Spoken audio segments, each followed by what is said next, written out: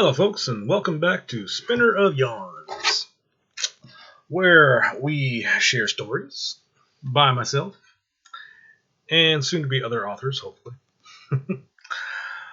But for those of you that have been listening, I have been sharing chapters from my first book, Blood of the Wolf. You can find it on Amazon.com in paperback and in Kindle format. You can also find it on BarnesandNoble.com. So if you like hearing stories, don't really have the time to read and want to hear them read to you, then hit the subscribe button, notification bell so you know whenever I update something. Hit the like button, share this with your friends. But without further ado, let's get into this. We are on to Chapter 7, Training Day. Ch sat alone in his office, eagerly awaiting the arrival of a few of his associates. Just then he heard the knob on the door turn, and he looked up to see it opening as three men in suits ushered in Jose. One of the men pushed Jose down into a chair in front of Jay's desk. Jose glared at the man, but didn't say anything. Jay looked at Jose with disgust and contempt for what he believed to be nothing more than a parasite sharing the same air as him. So this is the one that has the information about the two that attacked the pool hall and killed Chan? One of the men that brought him in nodded. Yes, sir. Evidently, the news report that spoke of two masked mutants fighting with a black-winged man took place right outside his house. Jose started to sniffle a bit as Jay and the other men looked at him like he was weak and pathetic. Yeah, man, they killed my homies, yo. One of them was my cousin Hector. Jay folded his hands and looked down at his desk while he tried to contain his level of annoyance for even having to speak with Jose. And how did you manage to escape? I ran out the back and jumped the fence while it was all going down, yo. Jay sighed as Jose's lack of honor.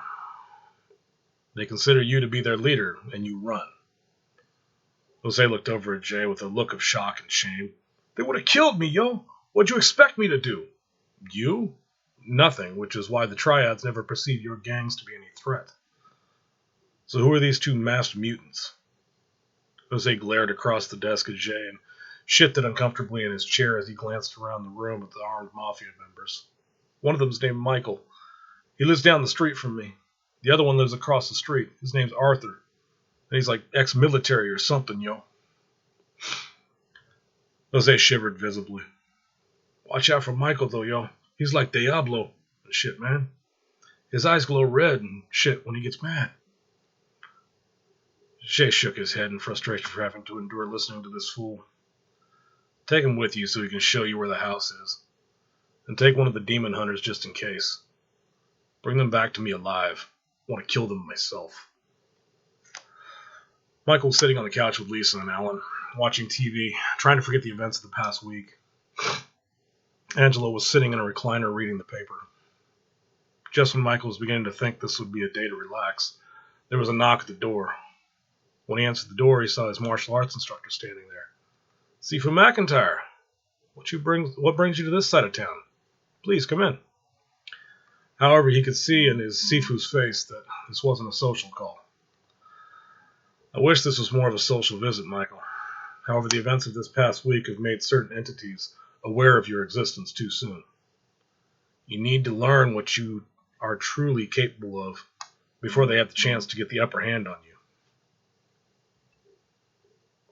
Michael took a step back. How'd you know about that? I'm not your Sifu, my son. He simply allowed me to inhabit his body long enough to reach you on this plane of existence, without the present ruling parties of this planet knowing I'm here.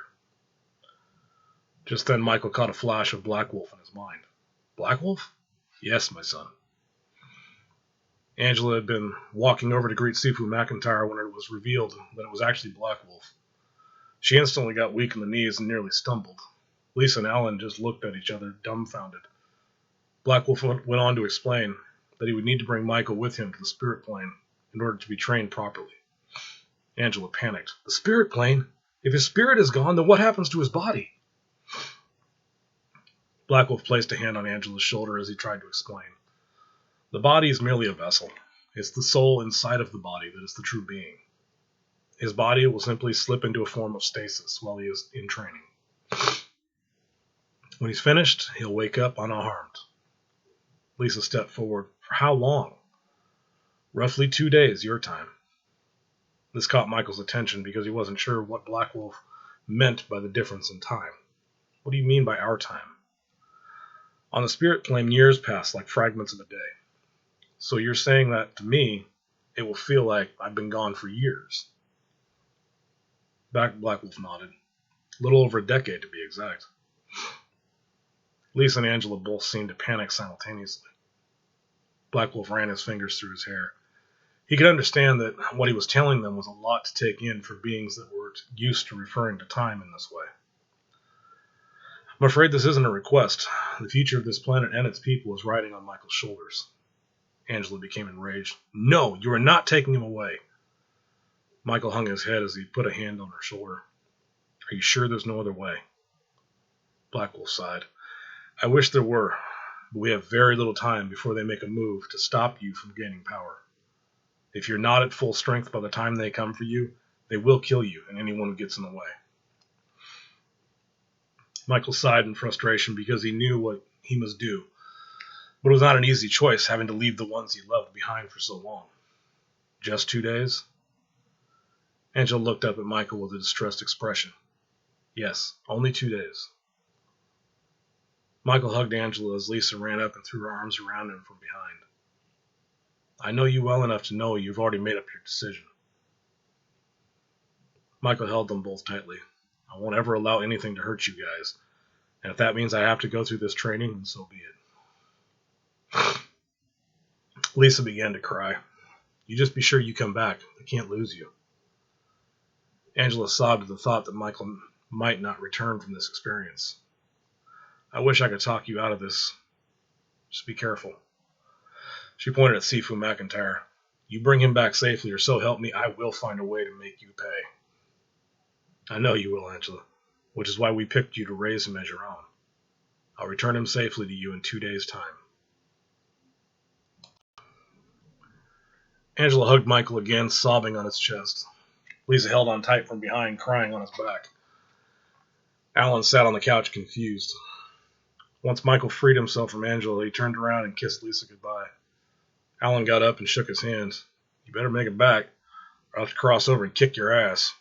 Michael smiled, as if that would ever happen. Keep dreaming, Pee-wee. Alan hugged Michael and patted him on the back. Michael turned around and looked at Sifu McIntyre. So what do we do now? Nothing, just close your eyes. As Michael shut his eyes, Sifu McIntyre closed his as well. As he placed a hand on Michael's forehead, they both collapsed to the floor. Black Wolf's spirit rose up out of Sifu McIntyre, and Michael's spirit rose up out of his own body. He looked down to see Lisa and Angela huddled over him, trying to make sure he was still all right. I never thought I'd see this day. Your body will be fine, Michael, but there's much work to do before you can return. With a wave of Black Wolf's hand, a dimensional rift opened up in front of them. Michael looked over at Black Wolf, who motioned for him to step through. As he walked through the opening, he found a room on the other side, made from mortar stone like a castle. Black Wolf smiled at the look of amazement on Michael's face. This is Thunderguard. It'll be your home for the duration of your training. Black Wolf walked to the door at the other end of the room and motioned for Michael to follow. Come, my son. There's much to see. Black Wolf took Michael on a tour of the entire castle, showing him tapestries depicting great battles between other wolves and demons. Some showed scenes of them fighting great horned beasts, horribly grotesque tentacle monsters, and some wars against fallen of their own kind. Black Wolf pointed to these ones in particular. This tapestry showed salivating, snarling werewolves with patches of fur missing all over their bodies. This one disturbed Michael the most. Those are called the Fallen. They were once like us, but they gave their souls to the dark gods, and now they are forever lost, vicious creatures bent on the destruction of all life. It is creatures like these and worse that you will one day have to fight. This is why you so desperately need training. Michael visibly shuddered at the thought. He wondered how he would ever be able to be strong enough to combat these things that Black Wolf was describing. He knew he would have to, though, if he could ever hope to defend his loved ones, should these things ever attack. 3 black cars pulled up out in front of Michael's house, and 2 out in front of Arthur's. Triad Mafia members got out of each car and started approaching Michael's and Arthur's homes, after Jose pointed them out. The group approaching Michael's place were led by a woman wearing an intricately designed black and red Asian-style trench coat and sunglasses. All the Mafia members were carrying guns except for the woman. She simply walked with an air of confidence and focus. The first group approached Michael's house, fanning out and surrounding it. 2 men walked up to the front door, accompanied by the woman. They knocked on the door, and as Alan opened the door, he caught the butt of a rifle to the forehead. Angela and Lisa screamed as the Mafia members pushed their way in, followed by the woman. As Alan lay unconscious on the ground, the Asian men kept their guns pointed at Angela and Lisa. Jose took off running as soon as he saw them go inside, like any coward would. Angela demanded that they tell her what was going on, but the Mafia member that stood next to the woman just yelled, "Silence!" as he pointed a gun at them. Angela and Lisa both cowered in fear. The Asian woman looked down with confusion at Michael and Sifu McIntyre lying on the ground. What's wrong with these 2 men? Why are they unconscious? Lisa forced herself to answer, though, through her own contempt and fear. We don't know, they just collapsed. The Asian woman looked at Lisa with an amused smile. You're lying. No matter, this is the one we came for. Take him out to the car. She pointed down at Michael as she said this. Lisa screamed at her in protest. No! She started to get up, and as she did, one of the Mafia members went to bash her in the head with his rifle, but just before it impacted, it stopped against an invisible force. The Mafia member looked over to see the Asian woman holding her hand up in his direction, and she had a bit of an aura around her. Don't harm them. We may need them as leverage when he wakes up. If he truly is a demon like Jay says, then we don't know what he is capable of. He cares for them, so bring them too. Angela and Lisa looked at each other fearfully as some more Mafia members entered the house and grabbed them all. Stop it! Let go of us! Where are you taking us? Leave my son alone! The Asian woman looked back at Angela just as she was locking up the door. Your son? This will be most interesting indeed. They all struggled with the Asians as they were being taken to the cars, except for Michael, Sifu McIntyre, and Alan, who was just beginning to wake up. He was bleeding from a gash on his forehead and pretty woozy. Just then they heard a crash across the street as Arthur came jumping through the window of his house with his rifle in hand. As he hit the ground, he rolled and got up to his feet, running toward the group that had Michael's family. His rifle aimed forward as he shot 3 rounds at different targets, catching each in the head. Mafia members came running out of Arthur's house, screaming and diving for cover. As the Asians that had Michael's family looked over in that direction, one more of them caught a round to the chest, and then Arthur's house exploded. The shockwave knocked everyone to the ground except for Arthur and the Asian woman, who barely even stumbled. Arthur was now within point-blank range of the female Mafia member, but as he opened fire, she quickly moved to the side, parrying the gun out of the way. She grabbed Arthur by the throat and swept his legs out from underneath him. He struggled to free himself as she pinned him to the ground by his throat. You're lucky Jay wants you alive, or I'd rip out your throat right here. As she kept him pinned, a pulse of energy radiated from her hand and shot through Arthur's entire body, which caused him to convulse and pass out. She stood up, looking around at the scattered bodies, as she yelled at the remaining Mafia members. Get up and get them all in the car. We need to get out of here before the police arrive.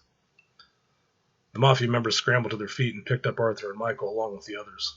They put them all in the cars and took off. Blackwolf stood in his study chamber, holding out his hand, watching the whole scene unfold through a dimensional window. He snarled a bit at the sight of it all. Humans, will they ever learn?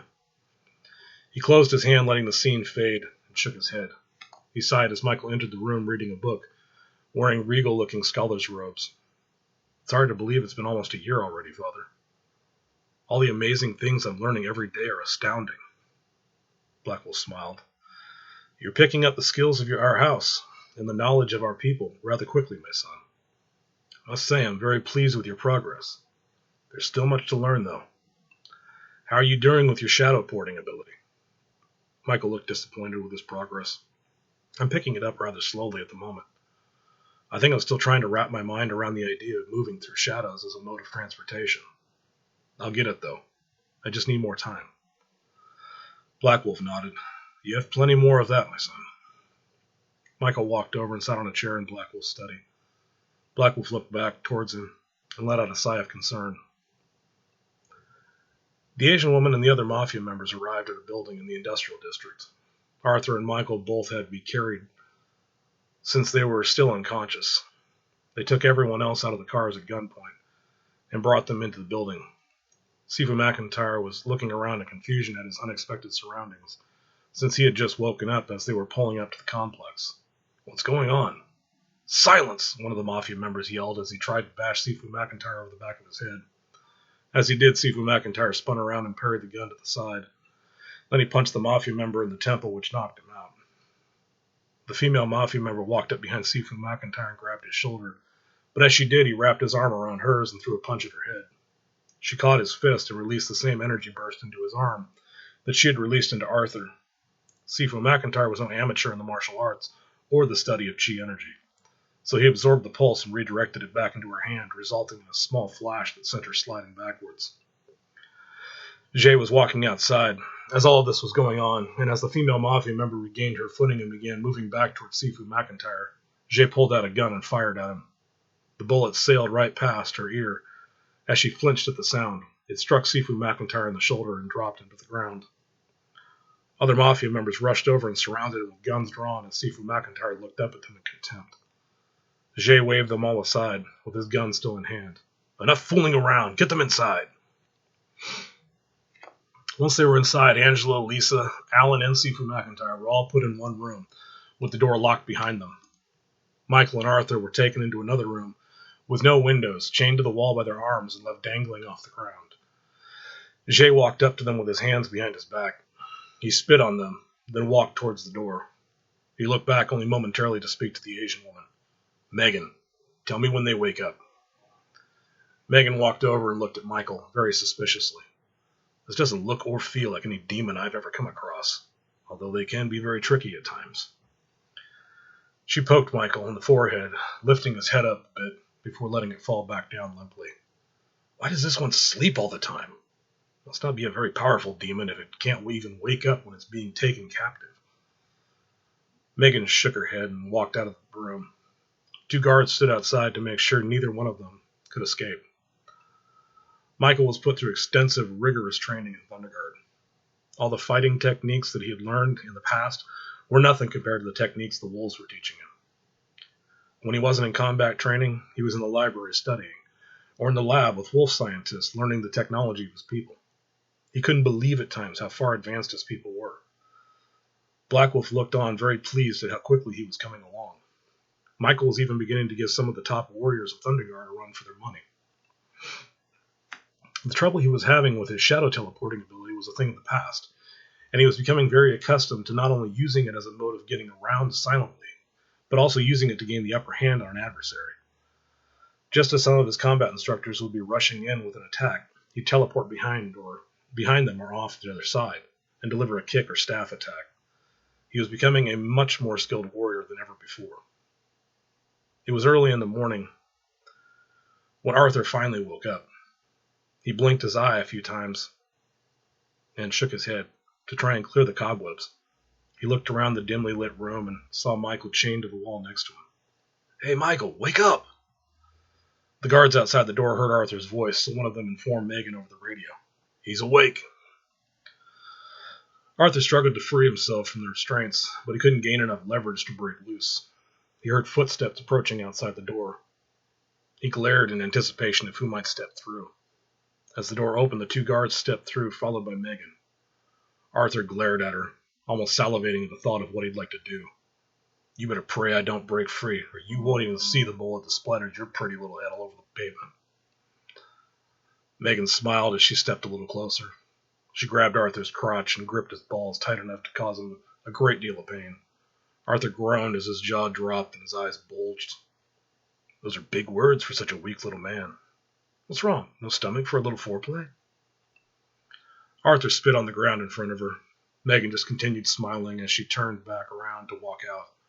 Arthur chuckled a bit. It was no worse than the tie hooker I banged overseas.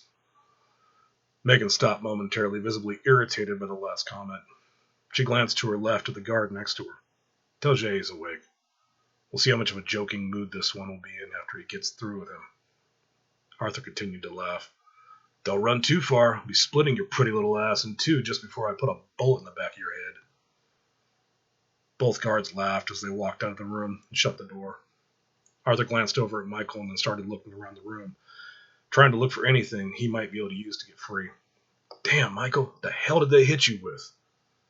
I don't know how, but I'll figure out some way of getting us out of this. Meanwhile, in Thunderguard, Michael was deep in meditation. A little over 10 years had passed already. He had finished with his physical training and was now immersed in his honing of his psychic abilities. Wolves in priest robes surrounded him, night and day, tirelessly meditating alongside of him, reciting blessings, anointing him with oils, and cleansing the surrounding area with sage and incense. An almost golden aura surrounded Michael in his present state. Black Wolf and White Wolf looked on, seeming very pleased. He's progressing faster than I had ever expected. We chose a fine woman to raise him. She has prepared him well for this time in his life. Black Wolf nodded. I just hope it'll be enough. He has quite a task ahead of him. White Wolf placed her head on Black Wolf's chest as they embraced.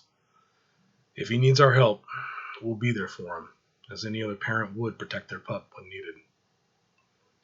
A few hours later, back in Earth's realm, the door to the room Arthur and Michael were being kept in opened, as Jay walked through, followed by Megan and two guards. He walked back and forth, looking up at both of them. Jay pointed off towards Michael as he looked at Arthur. Why is he still sleeping?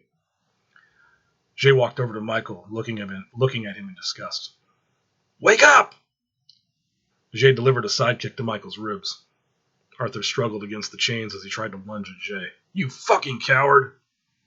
He spit in Jay's direction and struck home as it landed on the side of his face. Jay slowly looked over at Arthur as he removed a handkerchief from his pocket and wiped the spit off his face. Cowards are men who shoot innocent children in the head after they've been beaten half to death by freaks like you and your friend. Arthur chuckled a little. Maybe you can narrow it down a little for me.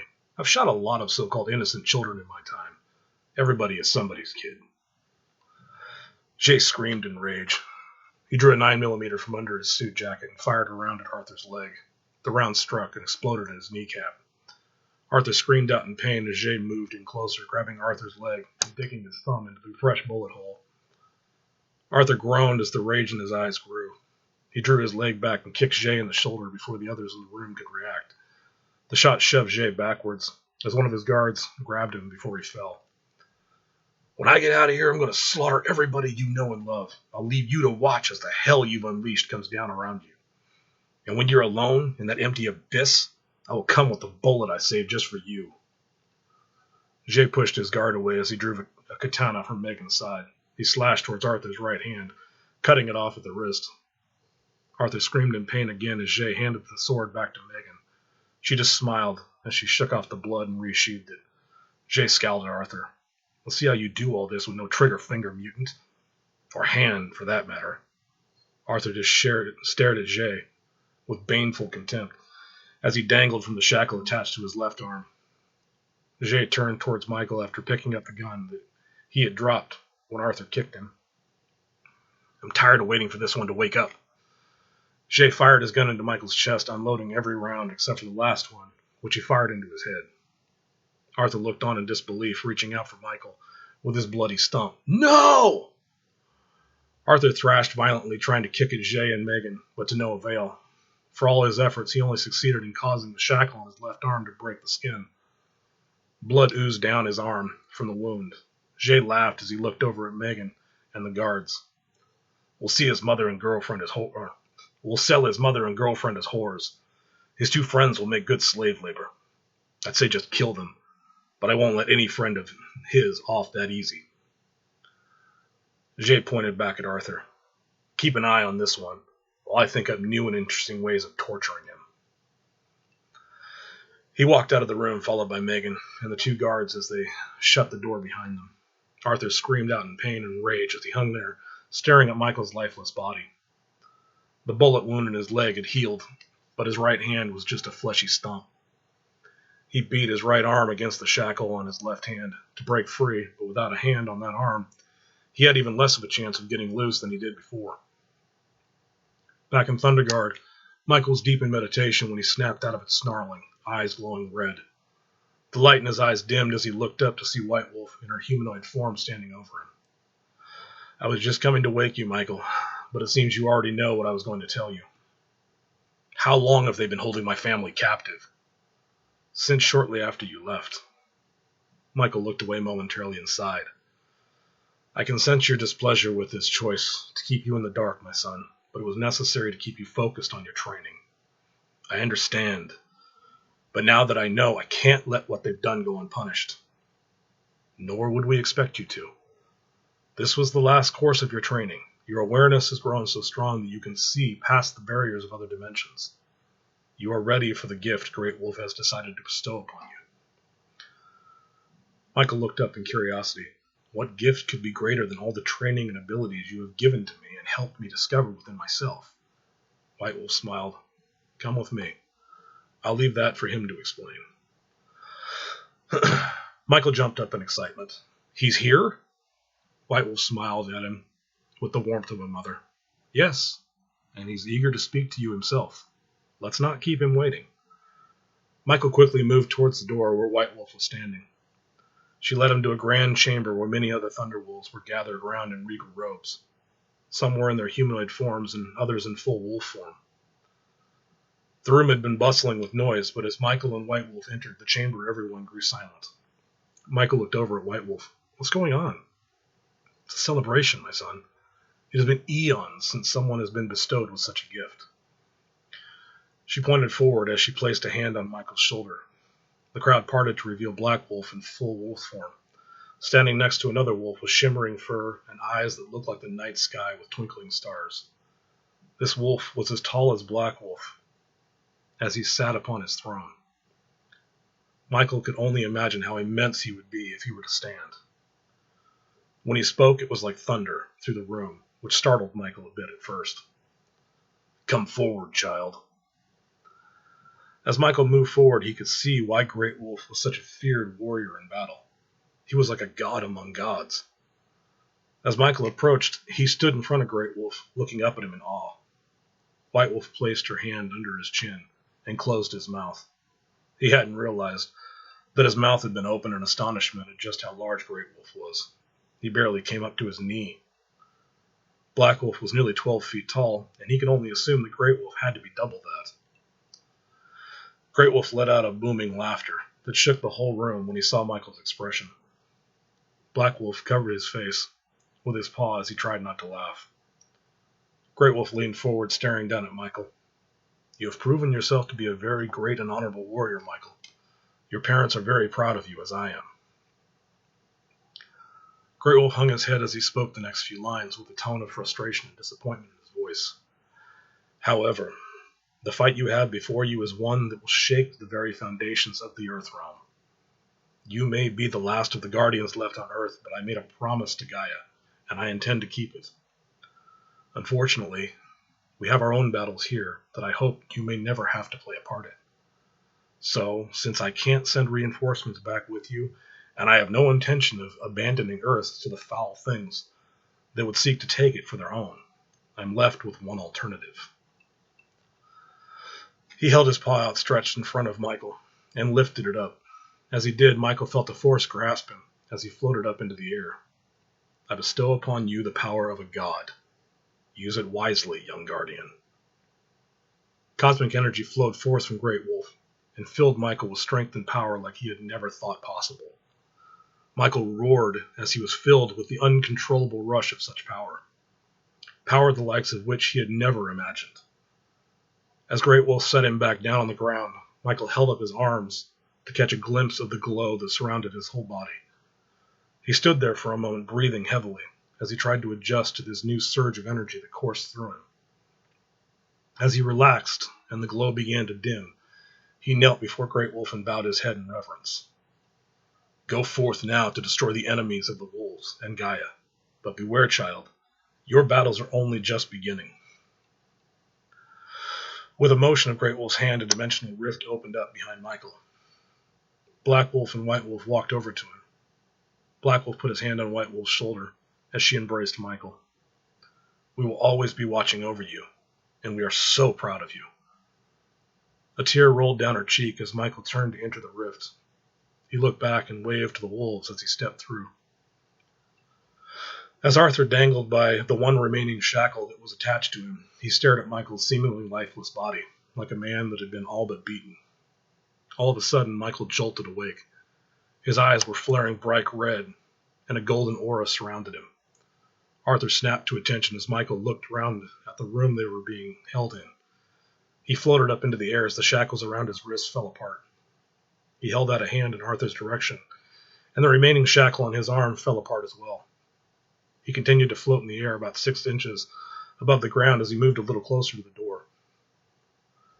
As Arthur stood upright, a green wave shot out of Michael's hand and struck him in the chest, doing no damage, but startling him a bit. Suddenly, Arthur grimaced in pain as he held up his stump of a right hand to reveal bone beginning to protrude through the skin as he watched his hand regrow right before his eyes. Michael sat down on the ground as Arthur stood behind him, unable to believe what he was witnessing. Michael held up a hand in front of the door to the room they were in and released a kinetic force that blew it off its hinges and out into the warehouse. The 2 guards on either side of the door dove for cover. They both rolled back up to their feet and spun around, opening fire.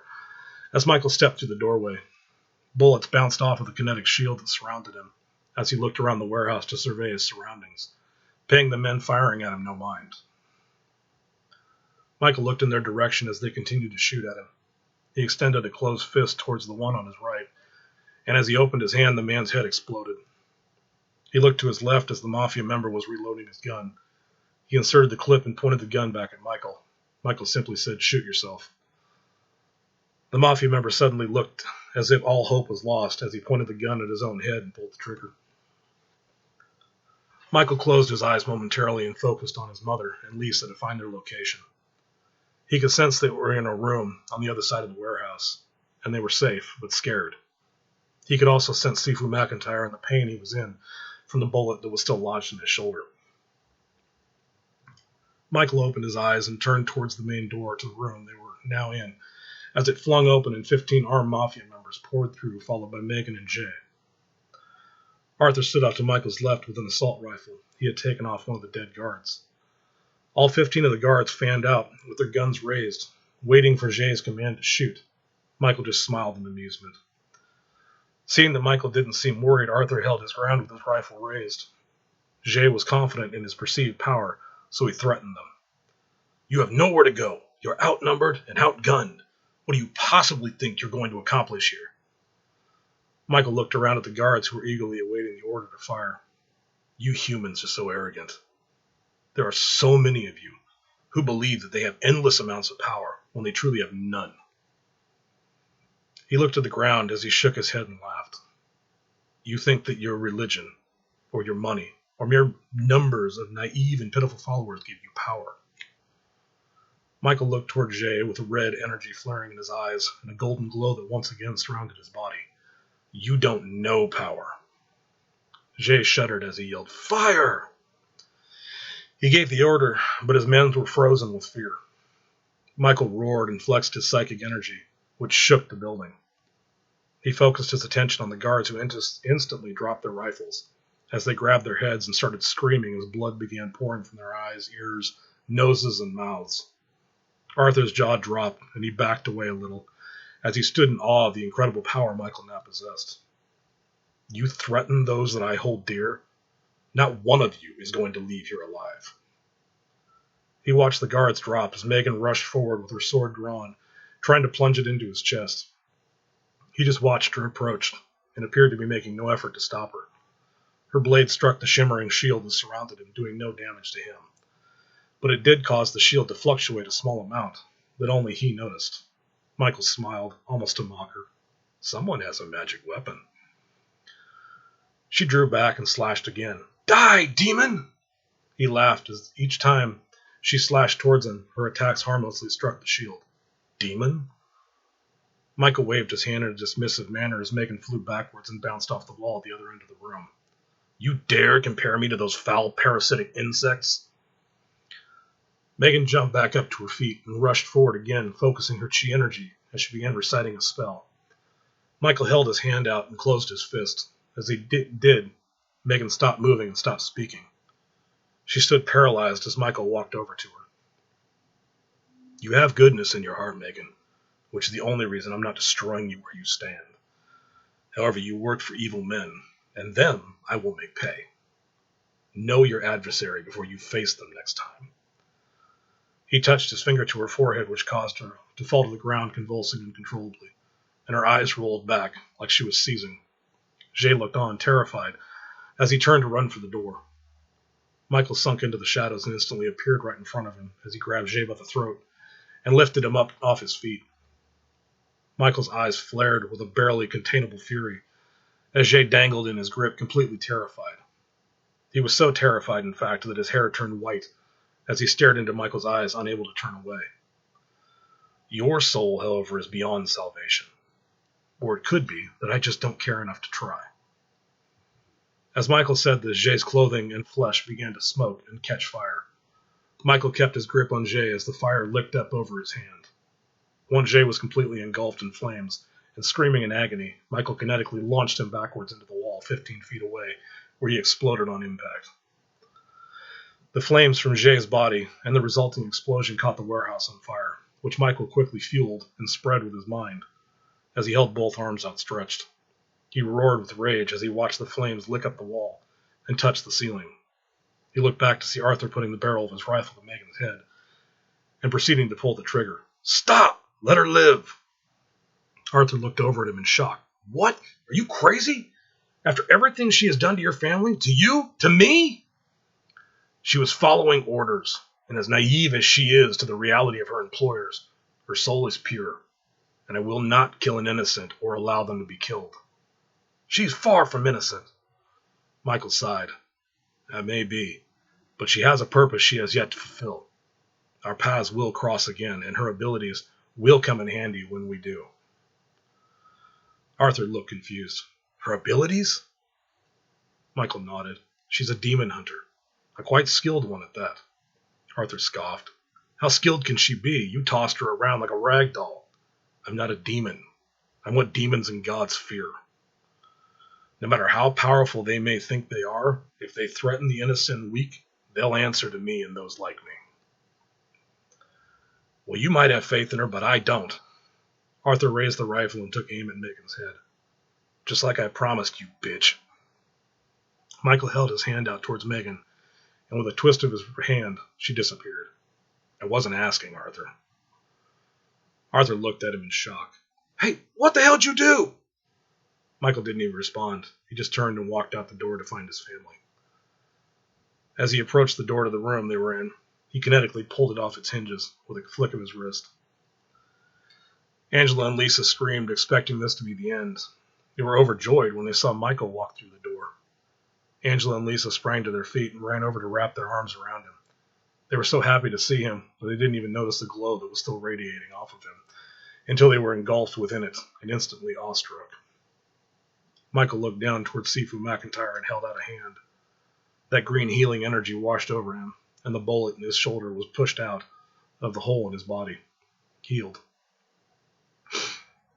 Alan stood in the corner awestruck and motionless as he watched the energy emanating from Michael filling the room with warmth and healing. As the energy surrounding him dimmed, all their wounds were healed. Arthur came to the door and let Michael know that the warehouse was burning to the ground around them, and that they had to get out of there because the fire department would be on their way. Michael nodded and told everyone to follow him. As he exited the room, he could see that the flames were spreading fast, and they would have to move quickly before the whole place was engulfed. He led them all out the front door to the warehouse, and seeing that there were no guards around, he told them to all get into one of the SUVs. He started the car with just a thought and began driving back towards home. Angela looked over at him, realizing that he had never learned to drive and was now handling the SUV with expert precision. When did you learn how to drive? You'd be amazed to know what I've learned in the past 10 years. It may have been a little over a day to you, but I'm almost 30 years old now. Everyone's eyes got wide, including Arthur's, who now leaned forward even more confused than ever. What? Michael didn't bother to explain. He just continued driving. As they pulled up to the house, they could see that Arthur's house was cordoned off with police tape, but they didn't see any cops around. Michael didn't sense any in the area, so he told everyone to get inside, and he'd be back shortly because he needed to dump the SUV. Arthur nodded because he understood the logic behind it, but everyone else was wondering why, until Michael explained that the people that took them were members of the Triads, an Asian mafia group that had ties throughout the world, so he didn't want to leave any evidence around to help them determine how one of their warehouses just burnt to the ground with dead members of their group inside. As everyone exited the car, he told them that he'd be back shortly as he drove off down the street. They all looked at each other in confusion, but figured he must know what he's doing. If it's truly been 10 years for him, then they could only imagine how much has changed about him. They just had to trust that despite everything, he would still be the same Michael they knew and loved. Michael drove for a few miles until he came to a dock along the Willamette. When he was sure no one was around, he drove the SUV down the boat ramp and into the river. Just before the car went under, he used his shadow teleport ability to escape to a point on the bank just barely within his line of sight. Since no one was around at the time, he was able to safely dump the car without being noticed. It was starting to get dark, so he was able to shadow teleport back home with relative ease. When he arrived, Arthur was standing outside with a bag of basic supplies, keeping an eye on things just in case more company arrived. He just about jumped out of his skin when Michael popped up out of the shadow right next to him. "Holy shit, don't do that!" Michael smiled, then looked down at the bag. "Going somewhere?" "Well, I did just blow up my house, so I packed what I could find. I figured you guys wouldn't mind if I crashed on your couch for a few days until we got things figured out." Michael nodded as he scanned the neighborhood for any obvious signs of trouble. "Anyone come around while I was away?" "Just a few nosy neighbors asking the typical questions. I'm sure the cops will be coming around shortly asking about the explosion and why we got dragged into SUVs by armed mafia members. That is depending on how much the neighbors saw and told them." Michael laughed a little. "We'll tell them something believable they can put in their report, like gas mains and misunderstandings. As long as it sends them away long enough for us to find a more permanent residence, because this one's no longer secure." They both shook their heads and laughed as they looked back at the holes in the walls and the broken windows. Michael couldn't sleep because he had too much to do, and first on the agenda was fortifying his home for the remaining time they were going to spend there. However, he was not going to be able to do it alone. He began gathering parts from around the house for a summoning ritual he learned back in Thunderguard. It would summon the lead wolf tech for his house, here on Earth. The wolf techs were an ancient race from his home that had pledged their allegiance and service to the Thunderwolves long ago for saving them in the Chaos Wars. Everyone gathered around to see what he was doing as he laid out different mechanical parts, a few crystals and candles. He sat down on the floor in front of it all and began to chant as he closed his eyes and folded his hands to focus. Arthur just raised an eyebrow and smirked a little. That is until a breeze started blowing through the house, which then picked up to a strong wind. Everyone could hear electricity crackling and smell ozone in the air. A bright blue light started forming in front of Michael as a dimensional rift started opening. When it was all the way open, they could see a small little ball of fur and metal laying inside. When it began to move, Lisa and Angela let out a shriek, which made Michael laugh a little. As the little ball moved more, it began to stand up to reveal a little wolf man with cybernetics standing only 1.5 feet tall. Michael looked at him and smiled. "Hello, my friend." It opened its eyes and looked up at Michael. "Hello, Lord Kerrigan. I trust that everything turned out all right with your family and the humans that were harming them." Michael nodded. "In fact, I would like you to meet my family." Michael turned to reveal everyone standing behind him. "Socrates, this is my family. Everyone, this is my wolf tech, Socrates." Angela fainted. Socrates looked back over at Michael with a puzzled look on his face. "Did I do something wrong, my lord?" "No, not at all. They just aren't used to seeing our kind on this planet any longer. She'll be okay. But we've got a lot of work to do." Socrates nodded and stepped completely through the rift, closing it behind him. As the next few days progressed, Socrates summoned several more worker techs, as Michael put him to work on repairing the house. He told him to stay out of sight when other humans were around, so they didn't draw unneeded attention. Michael worked alongside them when any repairs needed to be done on the outside, so it would appear that he was doing the work. The police did finally come around to ask questions, but Michael just sent them away by psychically implanting a story in their minds that would be believable. Alan laughed and made a Star Wars reference. These are not the droids you're looking for. When the house was done, it looked pretty much the same as it always did, except that the wood had been replaced with plasteel, a plastic and steel bonded material that had been developed in Thunderguard long ago. It could be made to look like virtually any material, so the siding on the house looked like normal siding, but was nearly impenetrable. To make the home even more fortified, all the walls, windows, and doors had been inlaid with rune magic, warding the home from attack by anything natural or supernatural. If enemies returned, they'd be ready.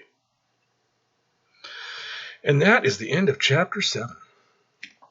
Hope you guys did enjoy. Again, if you like what you hear, hit the subscribe button down below, the notification bell as well, so you will be informed when I upload another video. Also hit the like button, share it with your friends, tie them up, make them listen. If you would be so kind, if you would like to. There are also links in the description and up in the bar for the channel that will take you to the author page where you can buy books. It will take you to my Redbubble, my Etsy, my eBay. Those are the small businesses that I run to support my daughter and to support the writing. So yeah, hope you guys liked what you heard, and I will see you again soon.